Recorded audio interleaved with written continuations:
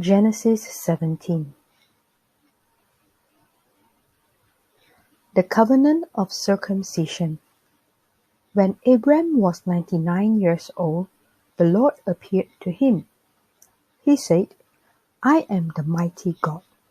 Walk faithfully with me. Live in a way that pleases me. I will now act on my covenant between me and you. I will greatly increase the number of your children after you." Abram fell with his face to the ground. God said to him, "This is my covenant with you. You will be the father of many nations. You will not be called Abram anymore. Your name will be Abraham, because I have made you a father of many nations. I will greatly increase the number of your children after you. Nations and kings will come from you. I will make my covenant with you last forever. It will be between me and you and your family after you for all time to come. I will be your God, and I will be the God of all your family after you. You are now living in Canaan as an outsider, but I will give you the whole land of Canaan. You will own it forever, and so will all your family after you, and I will be their God." Then God said to Abraham, "You must keep my covenant. You and your family after you must keep it for all time to come. Here is my covenant that you and your family after you must keep. You and every male among you must be circumcised. That will be the sign of the covenant between me and you. It must be done for all time to come.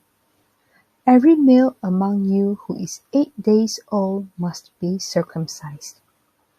That includes those who are born into your own family or outside it. It also includes those bought with money from a stranger. So any male born into your family or bought with your money must be circumcised. My covenant will last forever. Your body will have the mark of my covenant on it. Any male who has not been circumcised will be separated from his people. He has broken my covenant." God also said to Abraham, "Do not continue to call your wife by the name Sarai.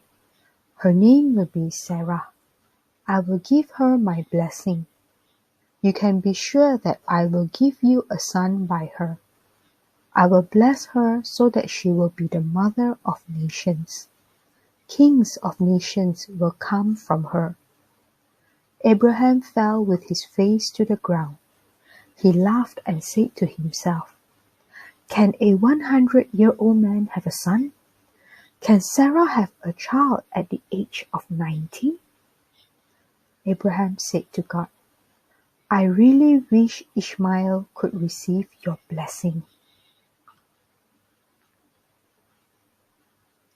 Then God said, "Yes, I will bless Ishmael, but your wife Sarah will have a son by you, and you will name him Isaac. I will establish my covenant with him. That covenant will last forever. It will be for Isaac and his family after him. I have heard what you said about Ishmael. I will surely bless him. I will make his family very large. He will be the father of 12 rulers, and I will make him into a great nation. But I will establish my covenant with Isaac. By this time next year, Sarah will have a son by you." When God had finished speaking to Abraham, God left him. On that same day Abraham circumcised his son Ishmael. He also circumcised every male who was born into his family or bought with his money. He did exactly as God had told him. Abraham was 99 years old when he was circumcised. His son Ishmael was 13. Abraham and his son Ishmael were both circumcised on the same day, and every male in Abraham's household was circumcised along with him. That included those born into his family or bought from a stranger.